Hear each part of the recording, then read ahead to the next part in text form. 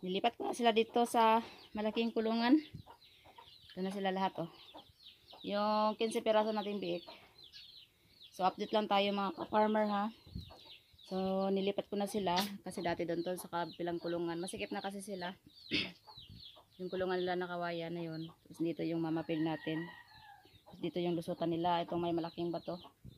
Ngayon, nilagyan ko na sila ng drinker.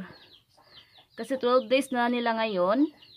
At yung problema kasi, yung mamapig natin. Parang ano, kasi marami sila. Nagsisikipan, nagagawa ng didi. Kaya minsan ayaw niya magpadidi. Tapos ito lang yung ginawa ko dito. Simple lang. Yan. Nasanayan ko na rin to kasi walang gumagawa nito. Ako lang kasi walang lalaki. Yan. Ganyan lang ginawa ko dun sa drinker natin. Tapos andito yung mga bake natin. So maya maya, pag magpadidi tayo sa mamapig, pag magtawag yung mamapig, hindi pala namin hinahayaan yung mga bake na katabi yung mamapig natin kasi nga nung nakaraan nasugatan yung didi ng mamapig natin at parang naiirita siya ba pag nandyan yung mga bake sa kanya. So yung mangyayari tuloy, hindi siya nagpapadidi. So bali dalawa yung feeding na ginagawa ko sa kanila, yung dry at saka itong wheat feeding na may halong kangkong. Hindi kangkong, talbos ng kamote. Tapos yung feeds nito, yung super big. Papadidi na tayo ngayon. Pakita ko sa inyo mga ka-farmer kung gaano ka sakripisyo yung magpapadidi kami sa kanila. Papadidi na tayo.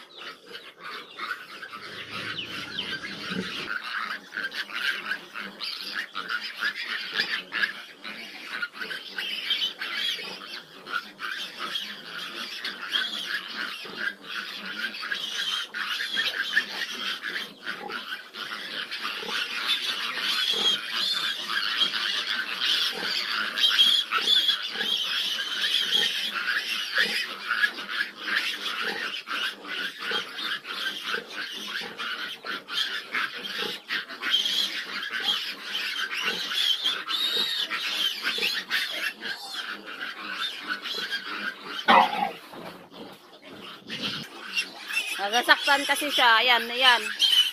Hindi na siya magpapadidi. Kailangan talaga siyang bantayan.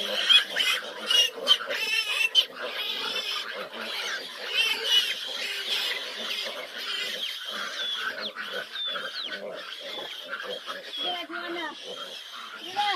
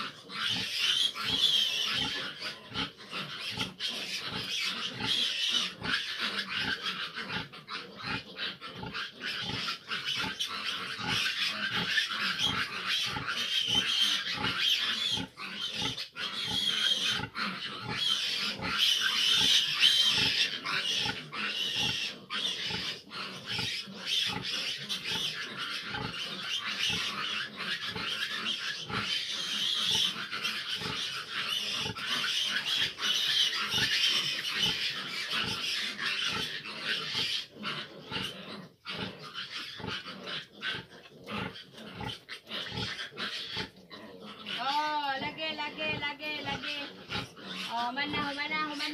Oh, kamu na po, dali. Dali. Oh, tama na.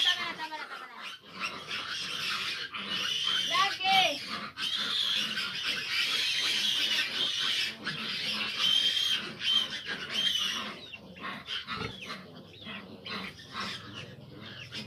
Oh, lagi.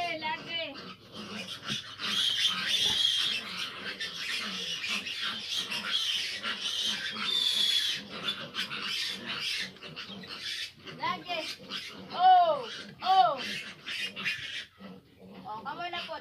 Nako. Oh. Oh. Ikaw.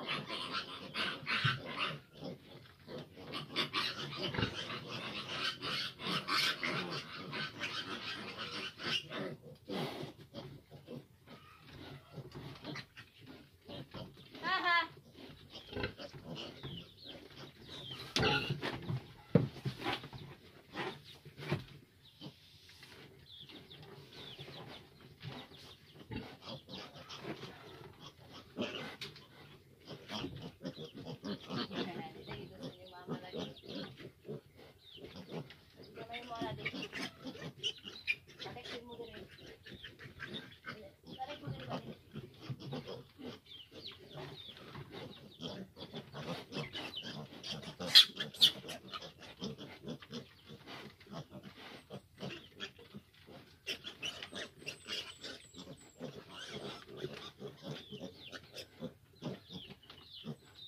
Wala, ayaw.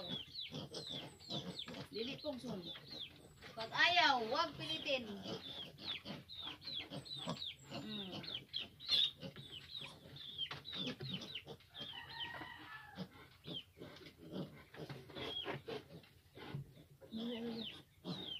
Dali. Lagi gusto sa inyong mama lagi. Yan lapon mo niya.